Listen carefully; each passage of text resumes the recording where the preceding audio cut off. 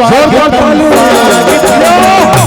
आपका है यहाँ, स्वागतम स्वागतम आपका है यहाँ। के चरण पड़े महक उठाए जहाँ, स्वागतम स्वागतम आपका है यहाँ, स्वागतम स्वागतम आपका है यहाँ।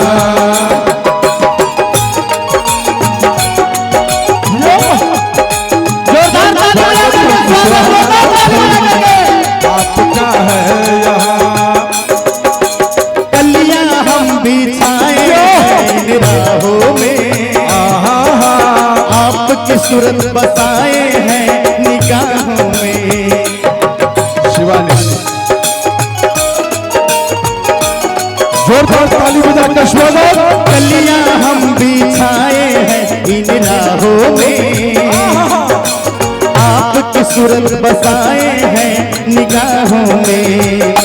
आपके चरण पड़े महक उठाए जहाँ, आपके चरण पड़े महक उठाए जहाँ, स्वागतम स्वागतम आपका है यहाँ, स्वागतम स्वागतम आपका है यहाँ, स्वागतम स्वागतम आपका है यहाँ, स्वागतम स्वागतम आपका है यहाँ, स्वागतम स्वागतम आपका है यहाँ। आज राणा हथौड़ी की पावन पवित्र धरती पर संघर्ष के हीरो, पूरे भारत के हीरो हम सबके बीच में खेसारी लाल यादव आए हैं। तो मैं चाहूंगा कि सभी मेरे मित्र, सभी माता रानी के भक्त एक बार जोरदार ताली बजा के स्वागत करेंगे समस्तीपुर की धरती पर खेसारी लाल यादव का।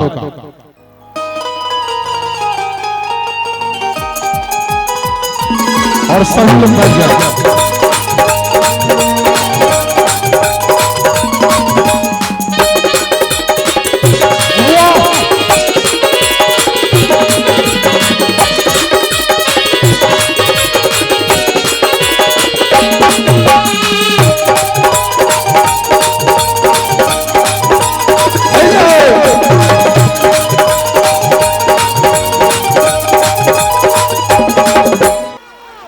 चलिए नमस्ते प्रणाम। हम खेसारी लाल यादव, जिला छपरा, सारण, बिहार।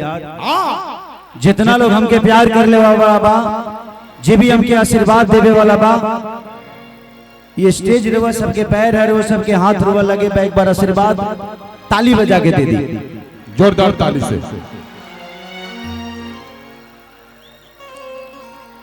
बहुत अच्छा लगा था। आज बहुत दिन बाद कार्यक्रम करे बनी हम। बहुत पहले एक बार समस्तीपुर में कार्यक्रम रहे हमारे, ठंडा के दिन रहे और फ्लाइट कैंसिल हो गई, सारा फ्लाइट कैंसिल हो गई पटना के। हम कलकत्ता उतरनी, कलकत्ता से बाई रोड निकलनी, लेकिन पहुंच ना पैनी। वो कसर हमरा आजो भी याद बा, जे रोज सबसे क्षमा प्रार्थी बनी में हमार कोनो दोष ना रहे। फ्लाइट के वजह से सब प्रॉब्लम भइल, कुहासा के दिन रहे। हम पहुंचनी 4 बजे सवेरे, तब तक ले टेंट सब लोग लेके निकल गए अपना अपना घर है। लेकिन चलिए आज बड़ा अच्छा लगता।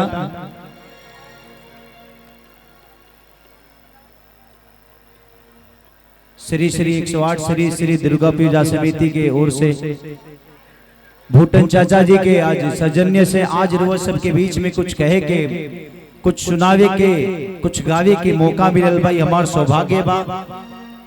न तरवा से भी जानते बने कि हमार जीवन का रहे। ऐसा केहू नहीं के जे ना जानत हो के जे खेसरिया का रहे आज का बा, और वो सबके प्यार और आशीर्वाद के बदौलत। वाह। और हमार सिनेमा जो संघर्ष तो अभी तक के इतिहास के सबसे बड़ा सिनेमा भइल बा, और वह सबके शहर में भी रिलीज हो गई बा। तो लोग जरूर देखा भी, बहुत सामाजिक आवत एनियो आए, ऐसा नहीं के जना भाई।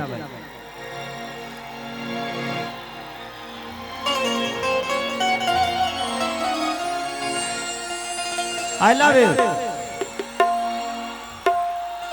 एक बार चाहते नहीं कि सब लोग अपना अपना मोबाइल के फ्लैश चलाओ तो ई लाइट कम से कम आज लगे के चाहिए कि हमनी के समस्तीपुर में दीपावली मनाता सभी अपना लाइट के फ्लैश चलाओ। वाह नहीं हो जितना लोग वह सभी जलाओ। हम चाहते नहीं कि प्यार आज ना सदियों तक यूट्यूब पर जावा लोग कहे कि समस्तीपुर में एगो कार्यक्रम भेज रहे कि वहाँ दीपावली मना रहे। धरती हेनियो से जेकरा लगे मोबाइल बस सबे तनी ऊपर करके एक बार लाइट जला दे। वाह अरे वाह बुझाता कि धरती पर तारा उतर के आइल बा। आज बुझाता कि चांद के बीच में गावत नहीं सब तारा तारा की तरह चमक रहा समस्तीपुर। एक बार वो लोग अपना खातिर एकदम जोरदार हल्ला करके ताली बजाए। I love you.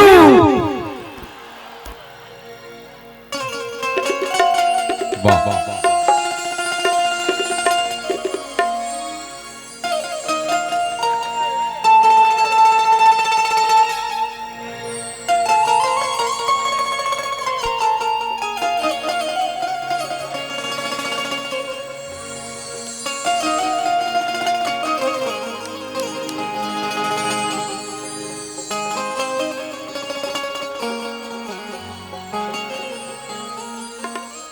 हो हो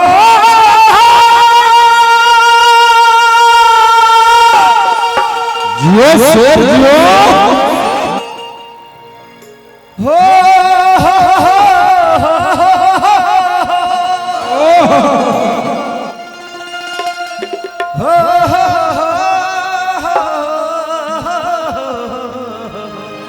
जिया रे भारत के शेर जिया। ला ला वाह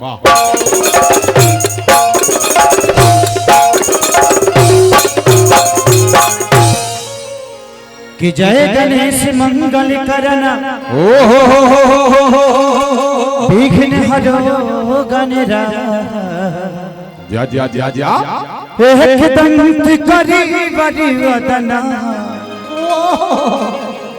सीधी करो ममका।